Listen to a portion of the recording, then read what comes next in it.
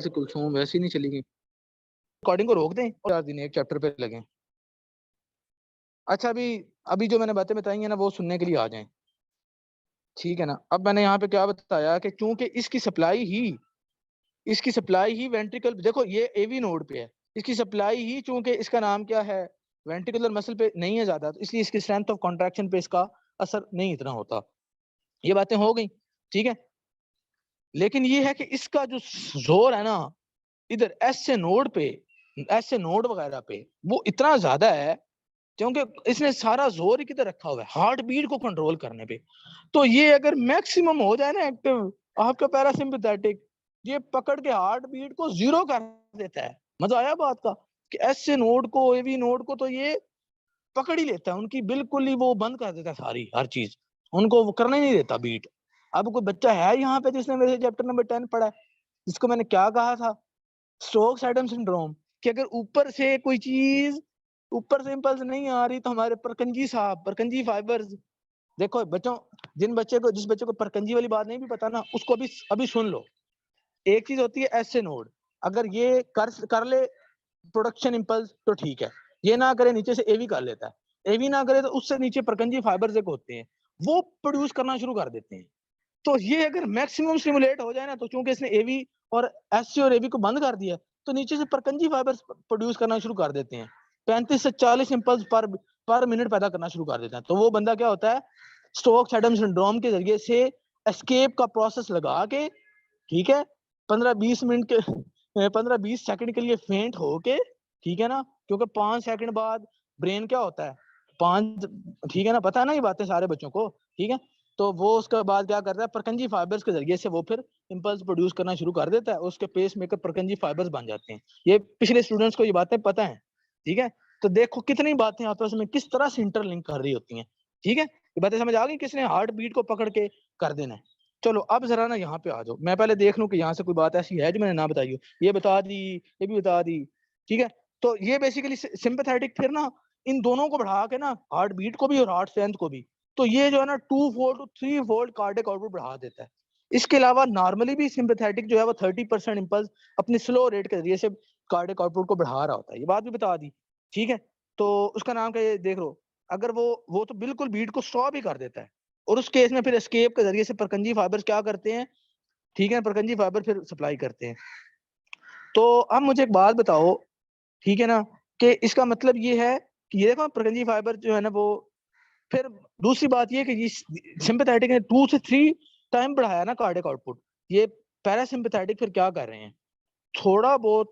अच्छा बड़ी मजेदार एक और बात, एक तो इन्होंने क्या किया है हार्ट बीट को लो कर दिया है ना, ये बात तो मैंने समझा दी कि क्योंकि इन दोनों को जरिए से हार्ट बीट तो कम कर दी। अब एक और बात मुझे बताओ, ये एट्रिया को भी सप्लाई कर रहे होते हैं पैरासिम्पैथेटिक, सिर्फ मैंने कहा कि वेंट्रिकल को नहीं कर रहे होते। अब मुझे बताओ कि क्या इनका कोई इफेक्ट होगा पंपिंग पे? कोई बच्चा प्लीज, कोई बच्चा जो कॉन्सेप्ट की पीक पे बैठा हो वो मुझे आके बताए। हाँ जी 20 से 30% कर रहा होगा, क्यों? क्योंकि एट्रिया को तो स्टॉप कर देगा ना, एट्रिया स्टॉप होगा तो डायस्टोल की लास्ट फेज में 20% एट्रिया टू वेंट्रिकल कैसे जा रहा था, एट्रिया के कॉन्ट्रैक्ट करने से। तो जब वो नहीं जाएगा तो इसका मतलब है क्या होगा, सिर्फ वेंट्रिकल साहब को 80, तो पंपिंग इफेक्टिवनेस जो होगी वेंट्रिकल की वो 20 से 30% कम नहीं हो जाएगी। समझ आ गई बात? तो इस तरह से ये पैरासिम्पैथेटिक जो है ना ये हार्ट बीट को कम कर रहा होता है और 20 से 30% पंपिंग इफेक्टिवनेस को भी कम कर रहा होता है, और एट द एंड फिर क्या होता है कि इस तरह से ये पर 50% जो है ना ये पंपिंग को कम कर देता है। 50% कितने परसेंट? 50%। और ये जो है सिंपैथेटिक ये 50% कम करता है, ये वाला किस, अब मैं ठीक है, और ये क्या करता था ये 2 से 3%, ठीक है ना, 2 फोल्ड टू 3 फोल्ड, यानी कि ये डबल कर रहा है कार्डियक और ये हाफ कर रहा है, ये उसको आधा कर रहा है। किसके जरिए? हार्ट बीट को कम करके और बाकी एट्रिया को कॉन्ट्रैक्ट करने से रोक के, ठीक है। और ये क्या कर रहा है, ये हर चीज को बढ़ा के, पंपिंग इफेक्टिवनेस भी और मसल की कॉन्ट्रैक्शन भी और हार्ट बीट भी, इस तरह से कार्डियक आउटपुट ये बढ़ा रहा है और ये कम कर रहा है। अब जरा जिस बच्चे ने इस ग्राफ को अच्छा समझ लिया ना उसको हर बात ही समझ आ जानी है। कैसे भला? ये है जी आपकी नॉर्मल सिंपैथेटिक, नॉर्मल, ठीक है। अगर इसका नाम क्या, ये मतलब नॉर्मल का मतलब ये है कि कोई ज्यादा नहीं हुई हुई, कोई कम नहीं हुई हुई, बस अपना नॉर्मल है, तो वो ये है। अब अगर आप सिंपैथेटिक को बिल्कुल खत्म कर दोगे तो सबसे पहला क्या होगा कि वो 30% जो नॉर्मली हमें मिलती है रेस्टिंग स्टेट में, सबसे पहले तो वो कार्डियक आउटपुट कम नहीं हो गया। देखो देखो देखो 30%, तो यहां से यहां तक आप पता लो, आप लोग अपनी बुक पे क्या लिखो कि 30% डिक्रीज हो गया। अब मुझे बताओ कि ये जो है ना, ये नॉर्मल है और ये नॉर्मल से मैक्सिमम है। तो मैंने अभी क्या बताया कि वो 2 फोल्ड से 3 फोल्ड बढ़ा देता है, 2 फोल्ड से 3 फोल्ड बढ़ाता है। किसके जरिए से बढ़ाता है? अब वो जो बच्चा यहाँ से यहाँ तक एरो बना के साथ लिख ले 2 फोल्ड टू 3 फोल्ड, और नंबर 2 क्या लिख ले, नंबर 2 साथ में लिख ले कि क्या कर रहा है, ये हार्ट रेट को भी बढ़ा रहा है और हार्ट की स्ट्रेंथ को भी बढ़ा रहा है। समझ आ गई? अच्छा, अब एक बच्चा क्या करे, अब एक बच्चा ये लिखे कि ये सिंपैथेटिक ने क्या किया, यहाँ से लेकर यहाँ तक कितने परसेंट डिक्रीज आया भला? कोई बच्चा बता सकता है? 50%। ये वाला क्या है, ये पैरासिम्पैथेटिक है जिसने काम करना है। तो नॉर्मल से ये कितना हो गया? 50% डिक्रीज आ गया। 50% क्यों आया? क्योंकि इसने हार्ट रेट को तो बिल्कुल ही ऑलमोस्ट मतलब बहुत ज्यादा इफेक्ट डाला उस पर। और नंबर 2 इसने क्या किया, ठीक है, नंबर 2 इसने क्या किया, हार्ट की वो जो कॉन्ट्रैक्टिलिटी थी एट्रिया की, तो वो भी गिरा दी। तो इस तरह से इसने 50% डिक्रीज किया, इसने 50% किया, इसकी वजह से 30% हुआ, और इसकी वजह से 100% इंक्रीज हो गया। मतलब समझ लो 2 फोल्ड हुआ, तो 2 फोल्ड को हम 100% ही कहते हैं ना, कि एक चीज डबल हो गई है, 100% इंक्रीज हो गया। चलो जी, ये बातें भी हो गई। बाकी अब यहाँ से आप जल्दी जल्दी समझते जाओ अपने जो कॉन्सेप्ट है ना। देखो, अब कैल्शियम ज्यादा होगा तो कैल्शियम हर टाइम मसल को मिलेगा, कॉन्ट्रैक्टाइल मसल मसल हर टाइम कॉन्ट्रैक्ट रहेगा, तो वो क्या होगी, मसल स्पास्टिसिटी। स्पास्टिसिटी का क्या मतलब था? ठीक है, कि मसल बार बार मतलब कॉन्ट्रैक्ट ही कर रहा है, ठीक है। तो ये हो गया। ये इसका उल्ट होगा तो वो कैल्शियम डाउन हो जाएगा। इसी का उल्ट है कैल्शियम। ये पोटाशियम और कैल्शियम आपस में ना अपोजिट है, कि कैल्शियम ज्यादा होता है तो स्पास्टिसिटी होती है, पोटाशियम कम होता है तो स्पास्टिसिटी होती है, ठीक है।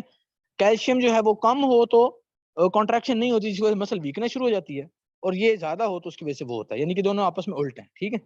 अब थोड़ी सी बातें हार्ट के टेम्परेचर की भी 2 मिनट में बस सुन लो, कि हार्ट का टेम्परेचर जब ज्यादा हो ना, ये बातें मतलब बिल्कुल आसान है, और मतलब ना बिल्कुल वो एमसीक्यूज वाली हैं, कि टेम्परेचर बढ़े ना तो क्योंकि परमेबिलिटी बढ़ जाती है मसल की मेम्ब्रेन की, तो परमेबिलिटी बढ़ जाएगी किस, तो अब वो क्या होगा, ठीक है ना, कि वो आयंस की परमेबिलिटी बढ़ गई, आयंस की परमेबिलिटी बढ़ गई तो उससे क्या होगा, ठीक है ना, तो उससे क्या होगा, हार्ट का रेट पता है ना, ठीक है ना, हार्ट का रेट, सेल्फ एक्साइटेशन का प्रोसेस कैसे होता था, किसी बच्चे को याद है कैसे हो रहा था? बताओ।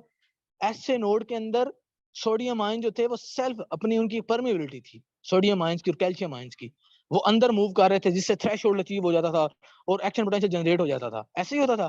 तो अगर वो परमेबिलिटी और बढ़ जाए, हाई टेम्परेचर पे वो परमेबिलिटी और बढ़ जाती है, जिससे क्या होता है, एक्साइटेटरी प्रोसेस हार्ट का और ज्यादा हो जाता है, जिससे क्या होता है, हार्ट रेट बढ़ जाता है, सिंपल बस, ठीक है। तो ये था हार्ट रेट पे इफेक्ट। अब स्ट्रेंथ पे इसका क्या इफेक्ट है? स्ट्रेंथ पे इसका इफेक्ट ये है कि अगर थोड़ा बहुत तो टेम्परेचर बढ़ाओगे ना, तो वो तो उससे तो बढ़ेगी ही स्ट्रेंथ, उससे तो स्ट्रेंथ बढ़ेगी। लेकिन अगर आप उसका नाम क्या है, टेम्परेचर को ज्यादा ही बढ़ा दो, तो उससे फिर क्या होगा, उससे वो फिर एग्जॉस्ट हो जाएगा सिस्टम, ठीक है, जिससे फिर मसल वीक होगा, यानी कि एक हद तक है, उससे ज्यादा नहीं, ठीक है। अच्छा, अब यहाँ से ना ये बात बड़ी मजेदार है, प्लीज ये समझने वाली है, बड़े मजे की है, लगती है इतनी अच्छी समझ नहीं मतलब समझ बंदे को आ जाती है, लेकिन मजे से नहीं आती, ठीक है। इवन आप खुद भी पढ़ लो तो आपको ना वो बात नहीं समझ आनी जो मैं बताना चाह रहा हूँ। यहाँ पे आओ, वो कहता है कि आर्टीरियल प्रेशर का क्या इफेक्ट है कार्डियक आउटपुट पे, आर्टीरियल प्रेशर का, ठीक है। अब वो यहाँ पे पता है क्या कहता है, वो कहता है कि आर्टीरियल प्रेशर, देखो आर्टीरियल प्रेशर अब ये देखो बढ़ रहा है, ठीक है, कार्डियक आउटपुट को फर्क ही नहीं पड़ रहा यार। देखो आर्टीरियल प्रेशर क्या था, अभी तो मैंने बताया है कि ये लिखा हुआ है, क्या लिखा हुआ है, लोड, लोड। कोई बच्चा मुझे बता सकता है आर्टीरियल प्रेशर कौन सा वाला लोड है, प्री लोड क्या आफ्टर लोड? अभी बता के आया हूँ, आफ्टर लोड, जिसके अगेंस्ट उसने जोर लगाना है। मेरे आगे एमबीबीएस का बच्चा बैठा है, ठीक है, या फिर कोई मैट्रिक का बच्चा बैठा है, ठीक है, तो वो कहता है कि उसका नाम क्या है, कि आर्टीरियल प्रेशर बढ़ाने से वैसे तो बंदा ये उम्मीद करता है ना कि आर्टीरियल प्रेशर बढ़ेगा तो कार्डियक आउटपुट कम हो जाएगी, भी हार्ट कहेगा यार इतना जोर लगाना पड़ रहा है, तो ऐसे नहीं होता, ठीक है, ऐसे नहीं होता, कार्डियक आउटपुट नहीं कम होती, but up to a normal limit. ये लिमिट कौन सी है? 160। लेकिन अगर आप 160 पे जाओगे ना, ये देखो लेकिन वो कहता है अगर आप 160 से ऊपर गए तो फिर वो कम हो ही जानी है, फिर इतना मज़ाक भी नहीं है, ठीक है? तो वो कहता है कि अगर आर्टीरियल प्रेशर अगर आगे से आप लोड बढ़ा रहे हो, तो उसको फ़र्क नहीं पड़ता एक हद तक। वो कहता है यार कोई मसला नहीं, क्या हो गया है, मैं कर लूँगा, ठीक है? लेकिन एक हद से ज़्यादा अगर होगा फिर नहीं, फिर वो कम हो जाता है। ये और आप समझ आ गया? अब